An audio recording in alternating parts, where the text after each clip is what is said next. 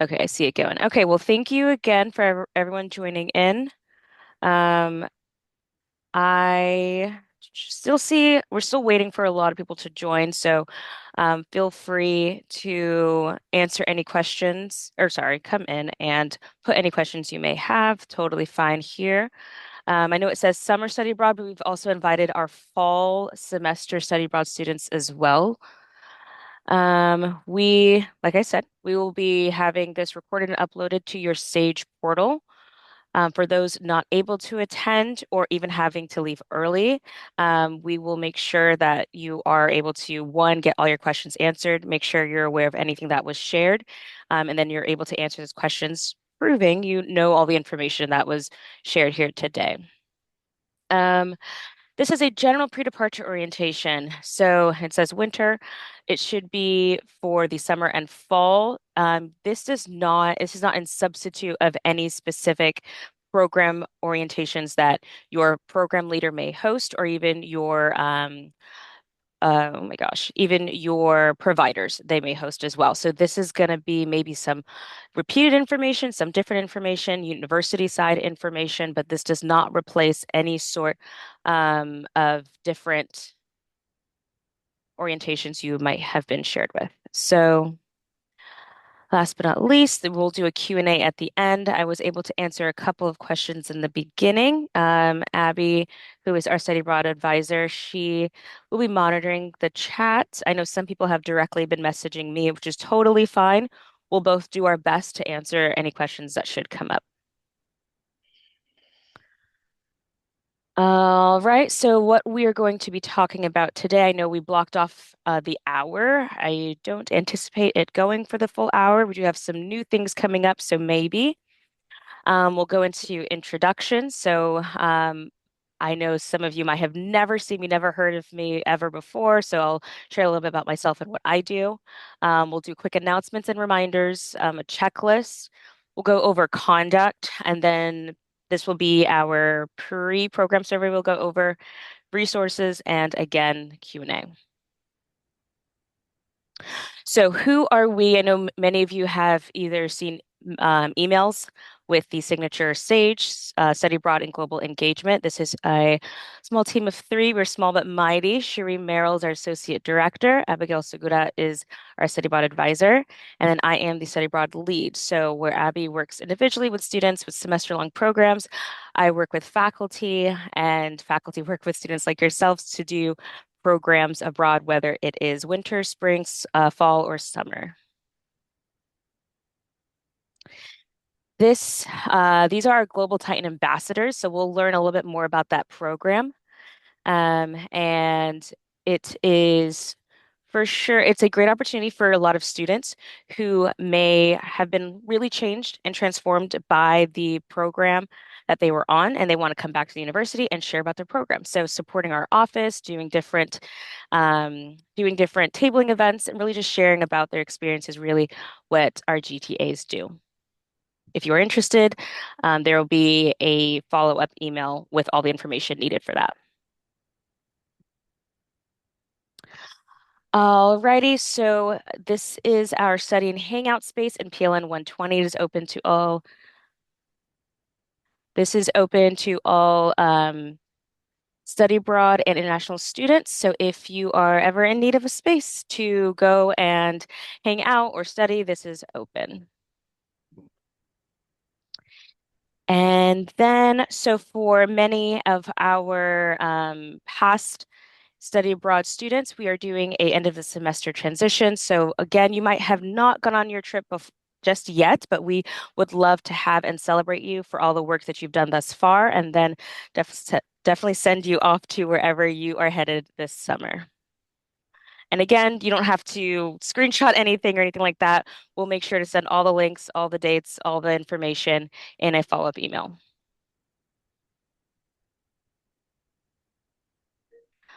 All right. So we've had many of our students hear about the programs that they are going on through our Instagram takeovers. So many of our CSUF students that have gone abroad, they were able to do Instagram takeovers and share about where they're at, what they're doing, what does it look like as a student abroad and their day to day. So if you are interested, please feel free.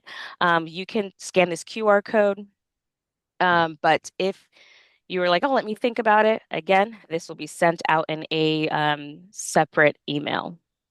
And I'll leave it open for just a few if you are wanting to capture that QR code.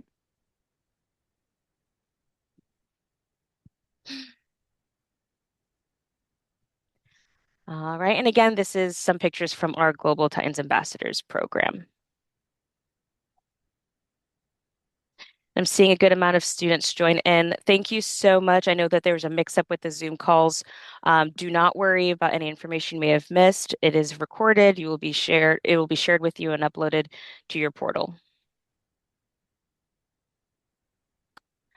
All right, so a couple of things to keep in mind. The pre-departure checklist review. So when we are talking pre-departure, we're in that phase right now. So a lot of this information is found in your Sage Portal application. So when you might have gotten numerous of emails, hey, finish this, hey, finish that. It's very, very important information that we need to pull for your safety, for, anything like that. So make sure you are finishing things there. I think the next slide will go into a couple more details there. You can also refer to a lot of that information while you're abroad. Your post-application phase should be completed at this point. I know that there were a good amount of students that may have joined their programs later in the game. So they're like, oh, I have a lot more to do than I thought and a little bit less time. Feel free to either reach out to me or the faculty. We can adjust those dates on your portal. But it is very important for us to have it, just so you are aware. Okay, so some of the reminders. So Teradata, it's that fancy schmancy portal you've been getting bunches of emails from. So this is really that hub where we are able to collect all of that super duper important information. So these are kind of the top four things I've seen that I would love to address. So there might be a few more students in the system that still show up as accepted. I really want to make sure that I'm not going to commit for anyone, but if you are still seeing that, that's me. Oh my gosh, let me go ahead and commit. That is super important because we pull the committed students' information like passport, health statements, and emergency contacts. So we're not going to include any students that have not committed to the program. So with that, passport information, obviously very, very, very important. We always want to make sure that we have the correct information. That means your name as it is reflected on your passport, the passport code or number, that code that comes on your passport, and then the country of issuance, as well as a photo of your overall passport information. So that all needs to be uploaded as soon as possible. Some of the things I have noticed, and I might have reached out to some students, is there might have been a glare. There's something that like, oh, it's cutting off some parts of your passport information. So really make sure you're getting that a good picture. We never, ever, ever want to be in a situation where we need that. But should we need it, we want that information to be clear. Um, Health statements. So again, we're pulling this information to put in a packet for all of our faculty to make sure they have this important information. So we cannot force you to disclose any information you're not comfortable with, but should anything that needs to be disclosed, please fill out that information. So that can be your allergies, medications, anything like that. This is obviously password protected. It only goes to the faculty. And again, this is for your health and safety. So make sure that you are filling that portion out of Teradata to the best of your ability. As well as emergency contacts. So we have had to reach out to students where we're seeing either incorrect phone numbers or just empty boxes where it should be your emergency contacts. So again, we never want to be in a position where we have to use your passport, have to use your health statements, or have to use your emergency contacts. But should we need to, we want to make sure that is ready and available for us. Okay. All right, so some of the assessment video or all the assessment videos that will be on your Teradata, hopefully you should have completed by now. Travel, technology and communications, safety, security, money matters, insurance and emergency, health and safety, financial aid, cultural adjustments, and academics. So this is a lot of information, and we really want you all to be as well prepared and well aware of all things that you need to be aware of when you're abroad. So making sure you are budgeting correctly, making sure you have your updated information with your emergency contacts, understanding how your insurance applies. So we really want you to be informed. Obviously, we're always here to answer any questions, but more likely than not is your questions can be answered in your Teradata portal.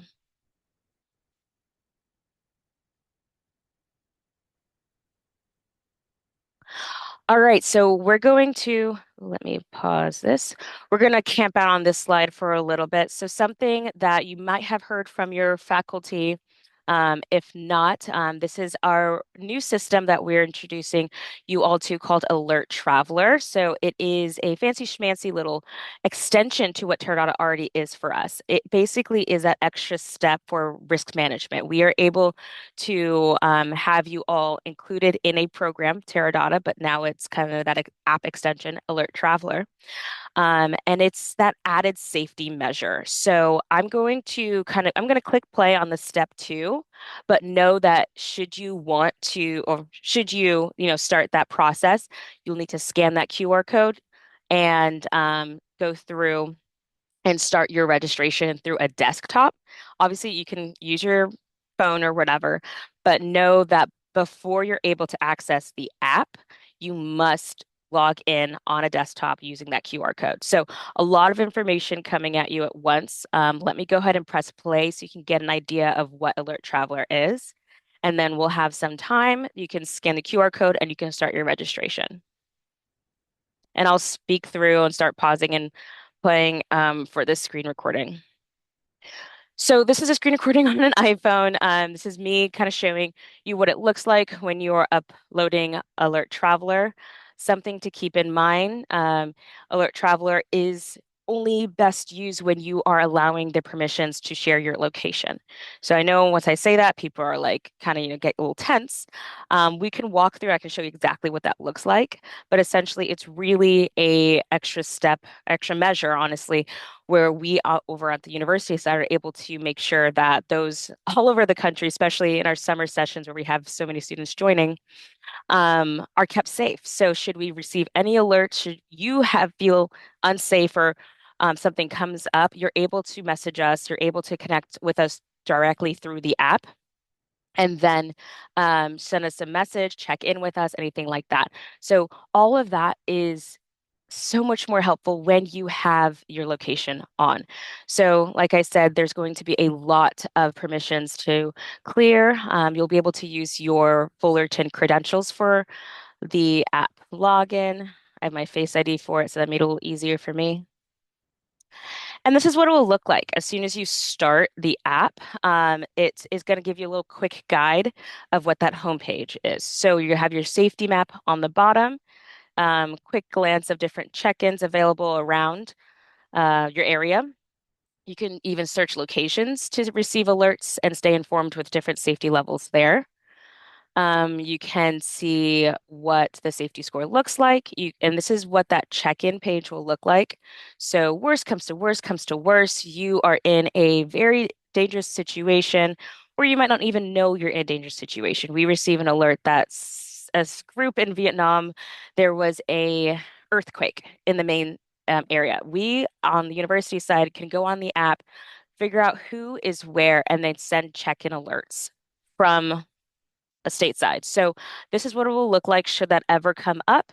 If you are okay, you just simply click that okay. And then if you are not, you simply say like, okay, I need help. And then we're immediately put in communication. Right. And then the safety feed on the bottom, that gives you just a quick idea of different safety incidences that were reported. And again, there's that messaging link there. Something I want to mention is, you see message and you're like, oh, I can message anyone. This is going to be directly with our institution. So it's not like you can message your faculty, you can message your friends. That is going to be completely separate. WhatsApp group or group chat, whatever you guys as a group want to instill. Think this is like emergency life or death. Who do I need to communicate? That's who you are communicating with through Alert Traveler. Right. So that's the messaging portion there. And then I think, yes, so this will be the SOS. Obviously, we all know who to call should there be a fire, a break-in, whatever, and we all call 911. So if you are in Spain or Vietnam or Korea, wherever, those numbers will not do you any good. So again, this is why that location option is so important because it will, hone in your location, figure out where you are, and then update this portion to the local emergency numbers that you may need to get in contact with. So something to keep in mind. All right, that's where that will be. And then again, permission request. There's a lot of things to make sure that you are aware of that needs to be turned on in the background, just so we are getting the best location, or we can serve you the best when we're trying to figure out your location.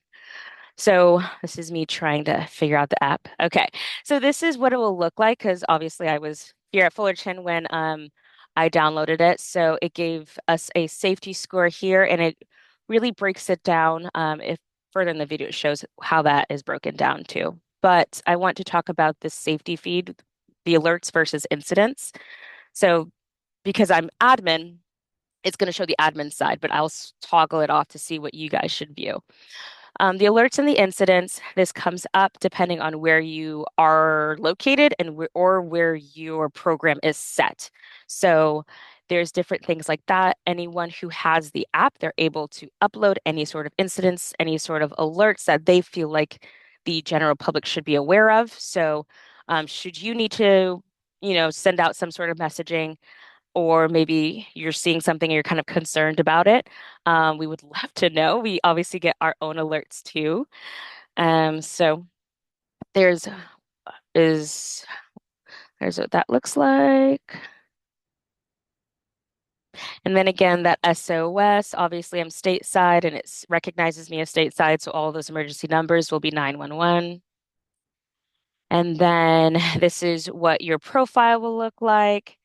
And then I think I go through travelers, or one of our colleagues were able to be our testers. So this is what it will look like as if I were tracking one of, you all out in the world. So it's not going to be like we're watching your every step going in and out of like buildings or classrooms or whatever. It's a very generalized location because it's more helpful because we'll receive a messaging like there was an earthquake in Nice.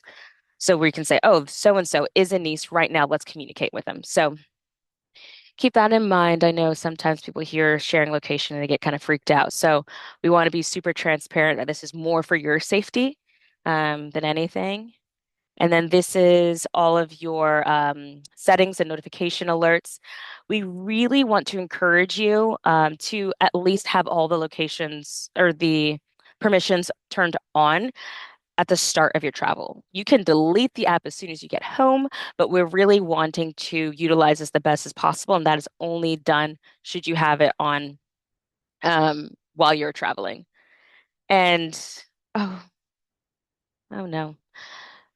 All right, we're gonna pause as I figure out where I left off. Okay, so right here. So keep that in mind. And trust me, we're not going to be watching your location on our free weekends or whatever. It's really a safety measure.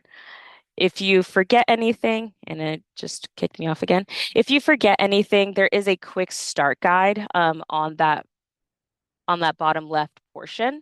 So you're able to go and kind of do a quick refresher of what you may need.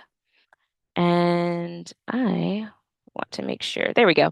So this is something cool too. So it's that safety score that we saw earlier, it gives a safety score, and we're looking at London right now, and it gives a little brief synopsis of that city intelligence. So it's a very thorough app there and super helpful.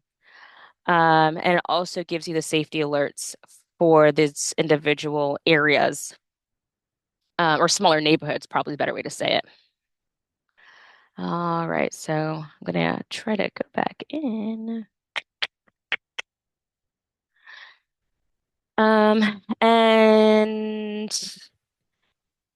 here we go. So the safety net score, it does a breakdown, which is super helpful, and it goes into nighttime safety, physical safety, women's safety, LGBTQ, health, basic freedoms, all of that.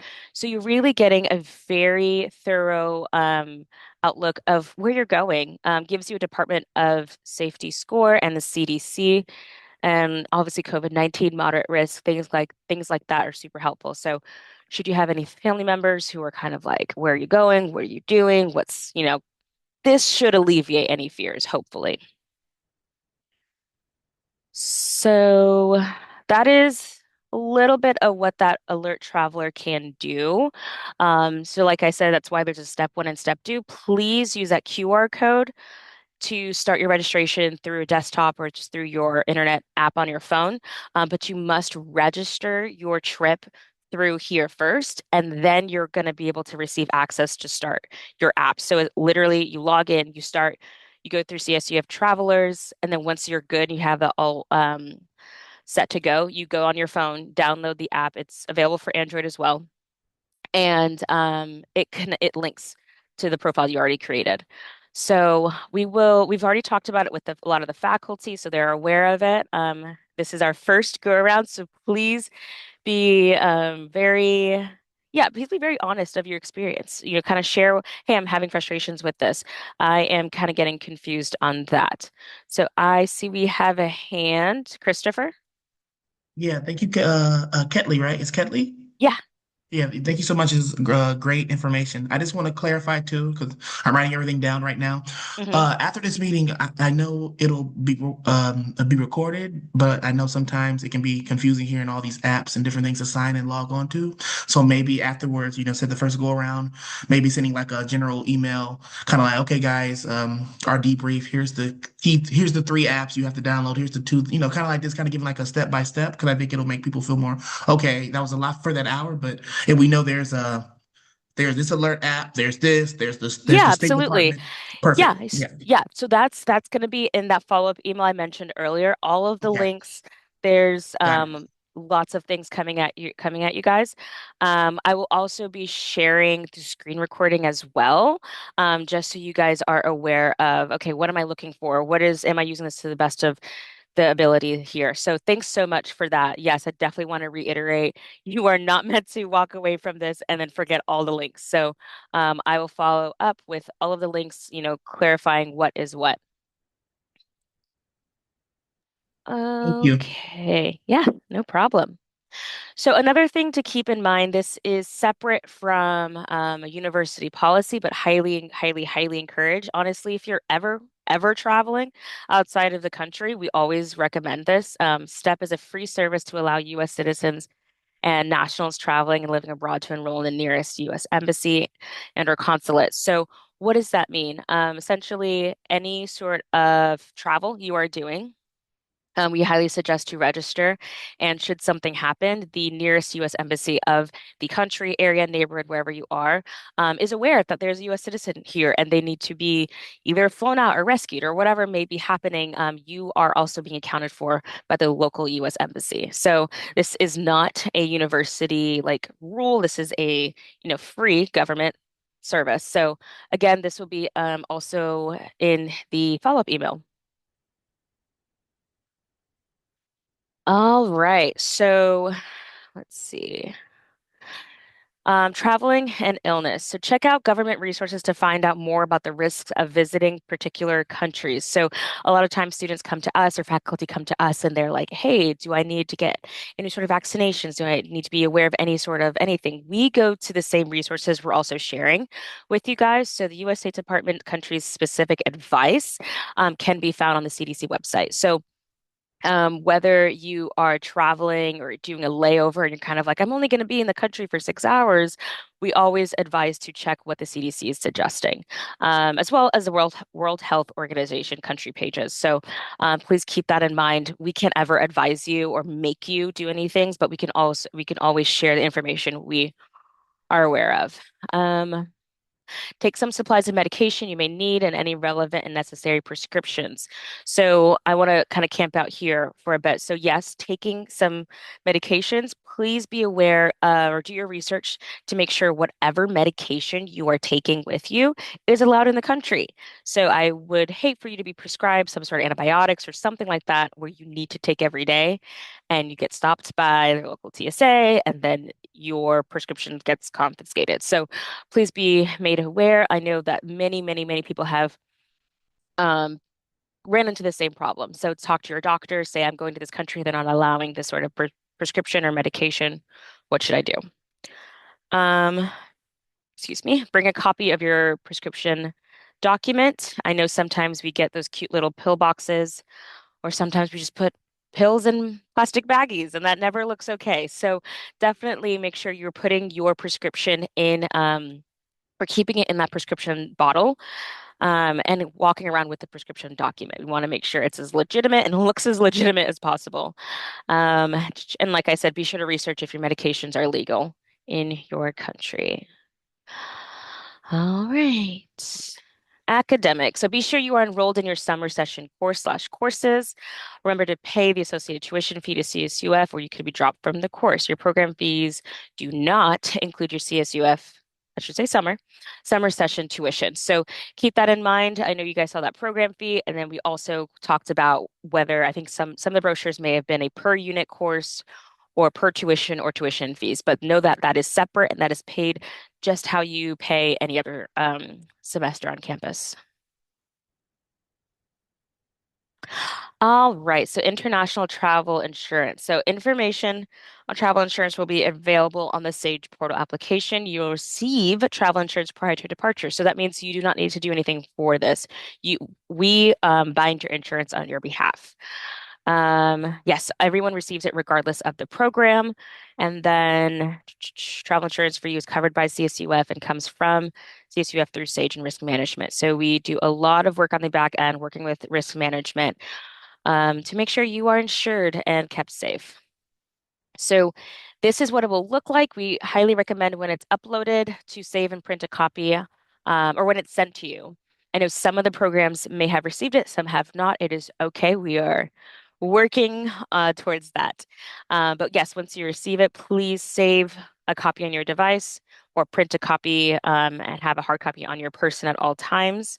I think last time I talked about the option where of these programs, some of these programs are, or some of the insurance cards, you're able to upload it to your Apple Wallet. So yes, feel free to try that. I know sometimes people have been able to do that. Some people may have not, but think access. What would you need in moments notice, whether it's a hard copy or on your device? We see we have a ton of questions, so bear with us. Abby is one person and she's doing a great job. So I'll for sure be able to speak to some questions towards the end. All right. So this one's also going to be a little bit of time consuming student conduct and safety. So we're going to kind of really go into the nitty gritty to make sure we're all informed. So SAGE is committed to ensuring the preparedness and safety of students and program leaders who embark on faculty-led programs. I know we do have some non-CSUF program students joining in here, still applicable. The purpose of the information in this orientation and in the Student Sage portal applications is to inform students about their responsibilities to uphold CSUF and CSU policies related to student conduct while participating in this program. All right, so you signed an agreement. What does that mean? So we're really going to go into the nitty-gritty. So by signing the agreement, I further agree that I will not participate in the following activities at the event/activity. Your study abroad program. So use, possession, or distribution of alcohol and or facilitating the use, possession, or distribution of alcohol by any underage individual. So I know a lot of times A lot of our students go to countries where the drinking age is lower than what it is in the US. We will speak to that specifically, but know that this is what is in the agreement. So I'll put a pin in that.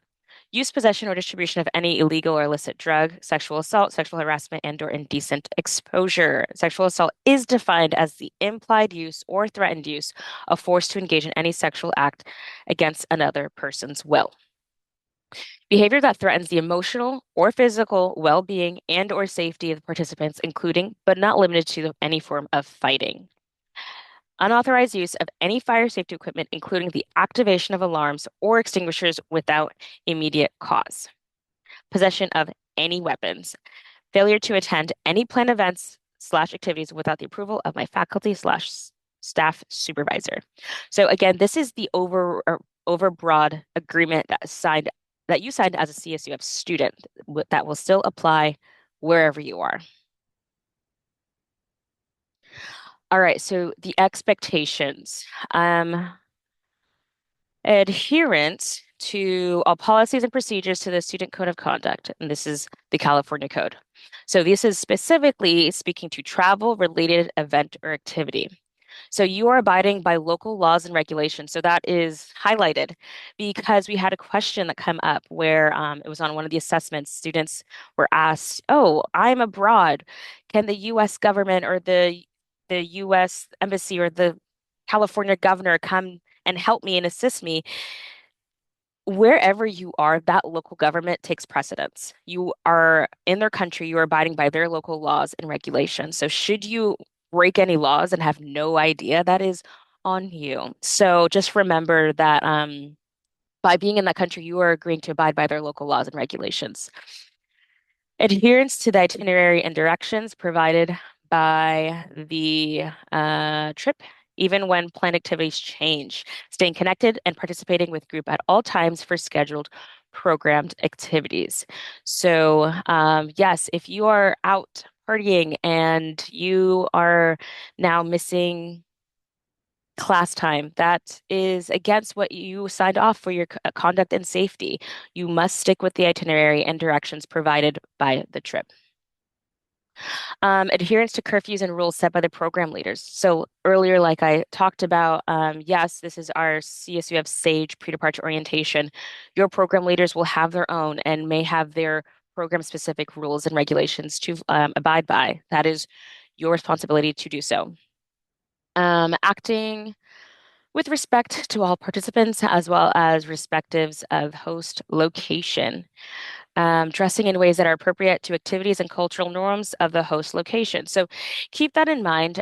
Yes, it might be hot in some places. It might be, cool and trendy over here in California, but it might be disrespectful to local cultures. So whoever is your host provider, they will have their pre-departure orientation, or sorry, they might just have an orientation where they may go into detail of what is appropriate where. So, of course, we can't speak to that because we have students traveling all sorts of places. So, just keep that in mind that that might be something to consider.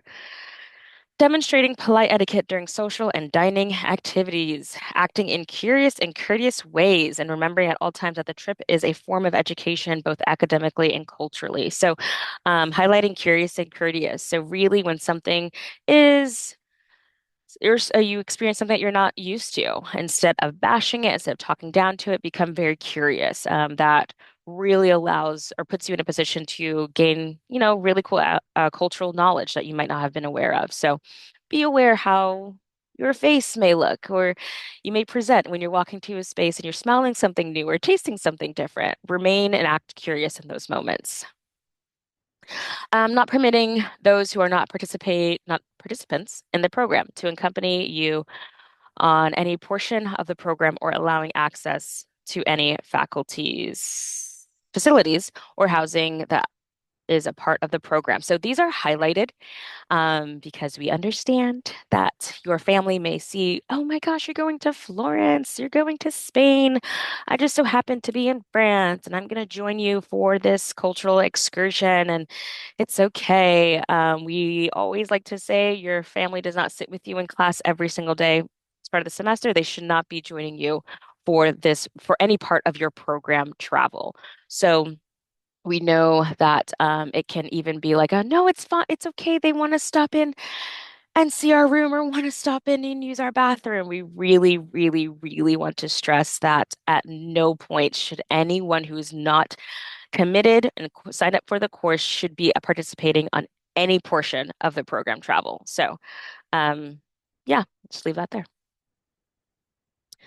All right, social media etiquette. Obviously, we know we're going to go and take fun little vlogs and pictures and all the things, but we always, always, always want to be respectful of where we're going. So, broke it down to who, what, why, when, and where. Please exercise caution when posting the faces or identities of others. I feel like as a cultural shift that is becoming more normalized, which is awesome, but still just be aware. Do not photograph minors. Obviously, you might not be able to tell who is at 18 or at 19, but again, just exercise caution there. Always ask for permission before taking a photo of another person. So should you be in front of some sort like the Eiffel Tower and you can't ask every single person, it is obvious that some people may be in that photo. But if it's maybe a smaller moment and there's someone just sitting to say, hey, I'm taking pictures, is it okay? So we always want to be polite in those scenarios. And what? So you are not only representing Sage, but also CSUF. Please ensure that the content is suitable. For example, we advise that you refrain from posting content that showcase excessive alcohol consumption. So we really don't want to police all the students that you should not be doing this and not be doing that, but really just make sure that the image you're representing on your social medias can also be on your resume. Can I proudly show this post at a job interview? If you can't, you probably shouldn't post it online. So, and then why? Remember the study and study abroad in every social media post. And I'll leave it at that. When? Be in the moment. Take all the photos you like, but worry about posting later. It takes away from the experience. And where? Be cautious of location tagging.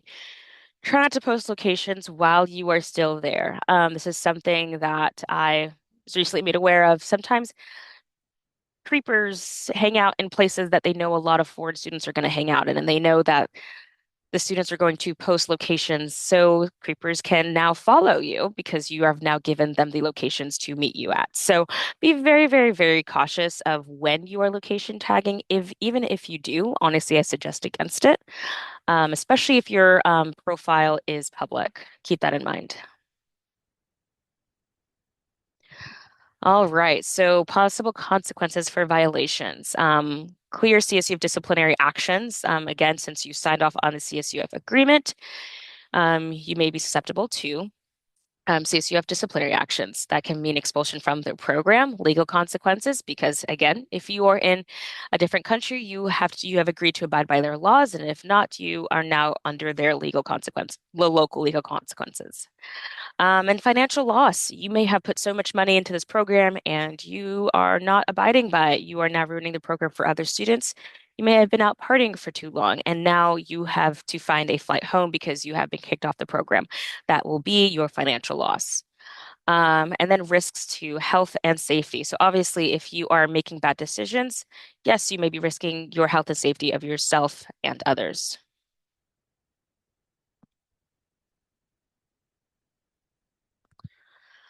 All right. So your purpose before you leave, consider these following thoughts. So what do I want to gain from this experience? I know for some people, this is their very first time traveling. This can kind of reorient you when you land. So obviously what you're processing, feeling, going through stateside is going to be completely different when you land. So this can kind of help you orient you to your experiences that are ahead of you for your program. What do you want to learn? So definitely, you're going in for a specific course that has outcomes attached to it, obviously, but maybe think of some personal goals that you may have. And then be open to learning from things you didn't always expect to happen. So I love traveling. I've done it for so, so, so many years. And the best experience are the experiences that happen by accident or weren't planned at all. So obviously, we want to go into situations and plan for everything. I would love to say that that's possible. It is not, but it is okay. That's why you have us, your faculty lead, your host. partner there with you on the ground. But know that you are fully supported. But also, yes, please be adventurous and keep these in mind. And then another link, pre-program survey. So we really, really, really want to keep doing our best in supporting students like yourselves to keep studying abroad. I know a lot of you students might be graduating, but some that may want to come back and do another program. We want to hear from you. We want to do better based on of your experience. So be brutally honest. It's okay. We want to know how we can be better. Again, this link will be in the email, but if you're like, hey, I can answer a quick 5, 6 questions right now, feel free to take out your phone and scan the QR code, and that should take you directly to that pre-program survey. And I'll leave it on here just for a couple of seconds.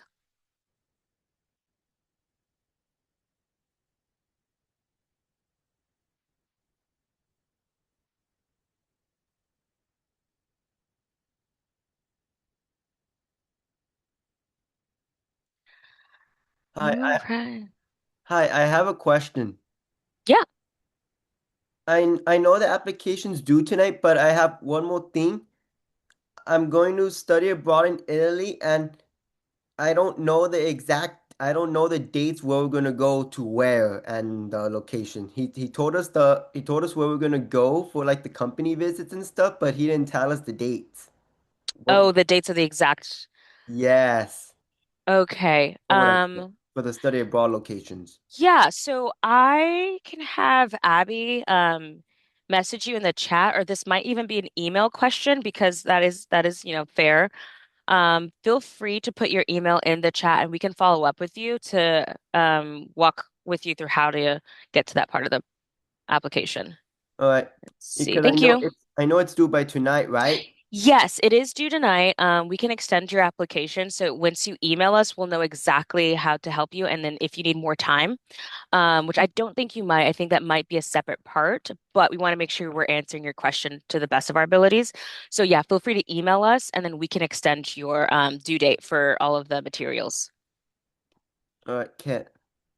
Then I was gonna I'll send you my email, right? Yes, you go ahead and put your email in the chat and we can Okay. follow up with you.